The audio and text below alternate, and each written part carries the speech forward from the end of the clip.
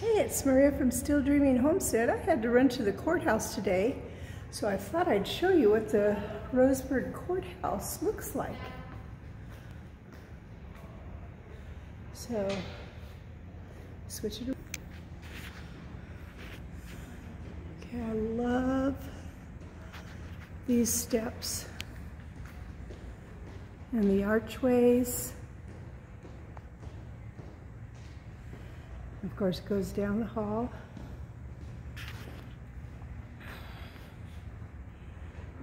Oh, this is all the floors. And they have some cool murals.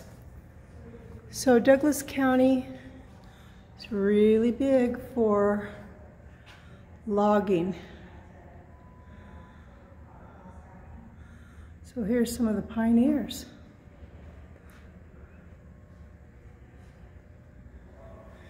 Obviously using oxen here. This is a nice breezeway, but it's kind of dark.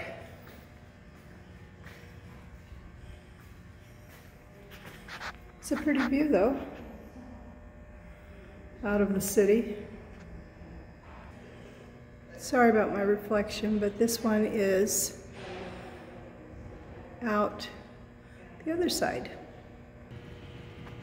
Here's another picture. Doesn't really say, oh, it's the Diller Mill, no, Cleveland.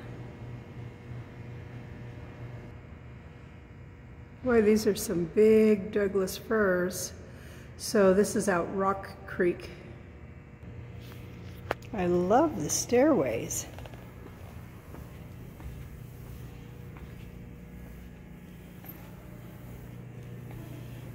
Love how it curves around.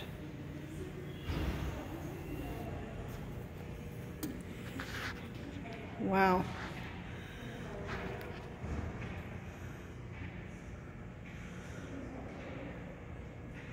Look how they were working. Cutting, standing on those things they shoved into the tree and using axes. That's amazing.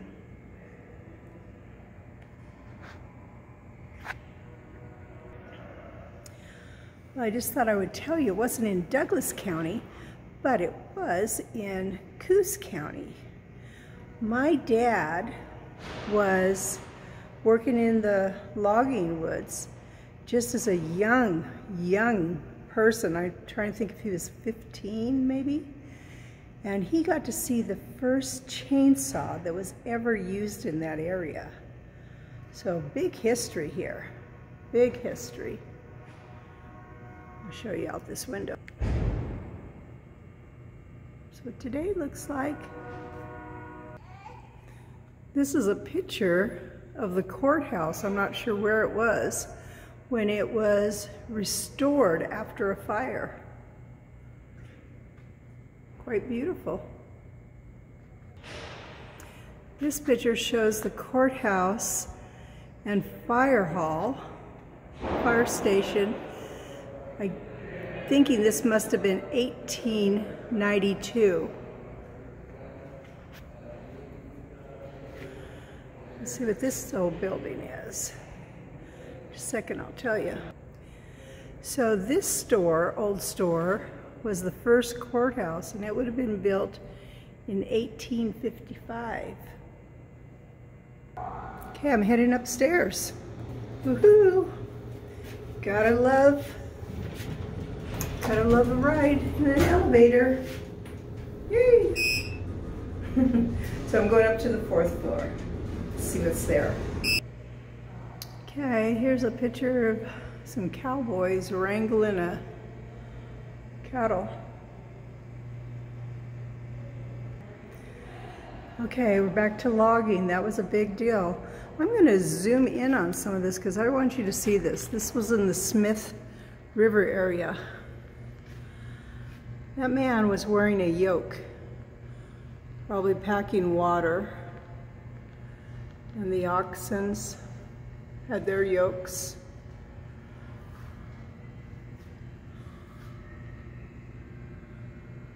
Have you ever noticed that people don't really smile much in these old pictures?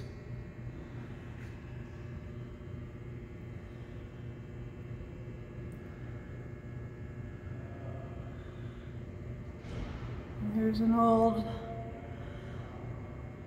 cross saw used by two men.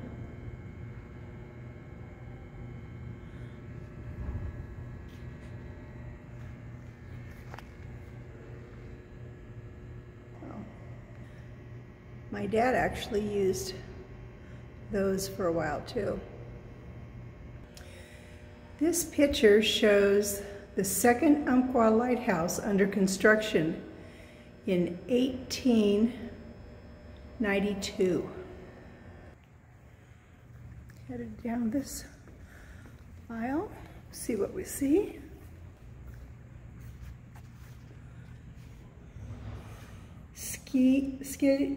Skid rows. The skid row was the Western loggers' first and greatest contribution to the science of moving timber. There we go. They first cleared a path in the forest. At suitable intervals, they felled trees across the path, cut them in free of limbs, then buried them half deep in the soft ground. These were the skids that made the skid road, a sort of track that would keep moving logs from hanging up on rocks or miring up in the mud. It was crude, but it worked beautifully. They hitched the bulls to the logs, 5, 6, even 10 yokes of them, back of the oxen, but ahead of the logs.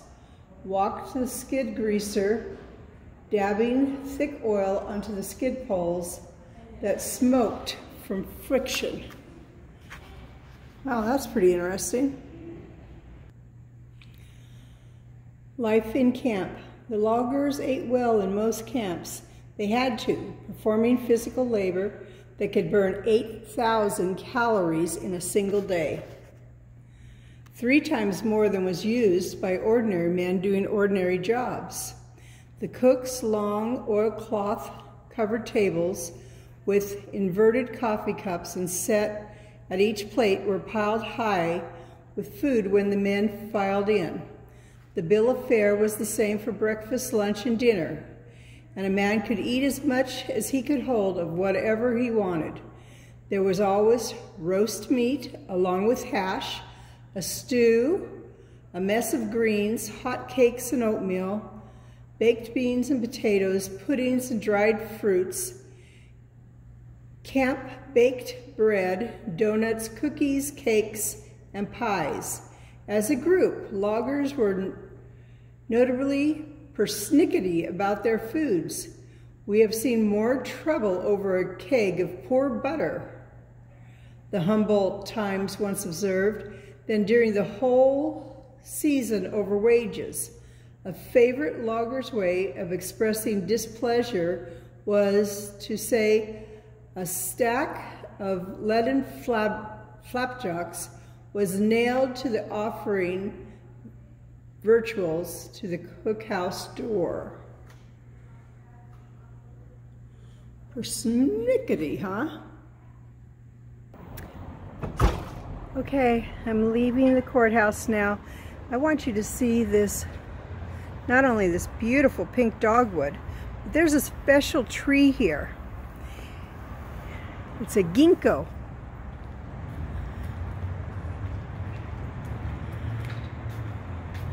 I want you to look at this massive, massive tree. Oh, I'm wrong. Courthouse elm. Boy, I was wrong. This tree was given to Douglas County by Binger Herman, U.S. Congressman, around the turn of the century. The occasion for the tree donation is not known positively, but research suggests it was given as a dedication ceremony for the courthouse, which was rebuilt after the fire on December 7th, 1898. So it's approximately 105 years, well now longer than that, 20 years. Average crown spread 103 feet, and circumference around this thing is 13 feet. Was 13 feet. So let's see if you see me comparatively to this tree. So the tree was getting to be a hazard. And that was no good at all.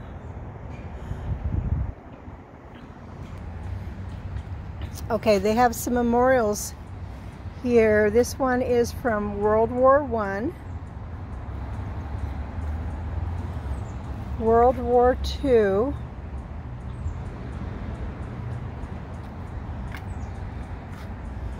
the Korean War, that's the one my dad was in, Douglas County Veterans Memorial,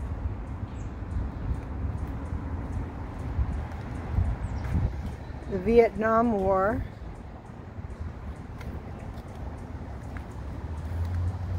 Operation Desert Storm, and Operation Iraqi Freedom, and Operation Enduring Freedom.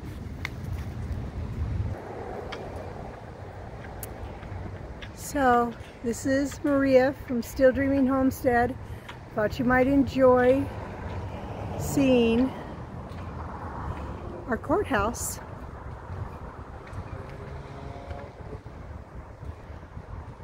I want to pray blessings on you and yours, in your house, out of your house, in the day and the night. Whatever you do, keep dreaming.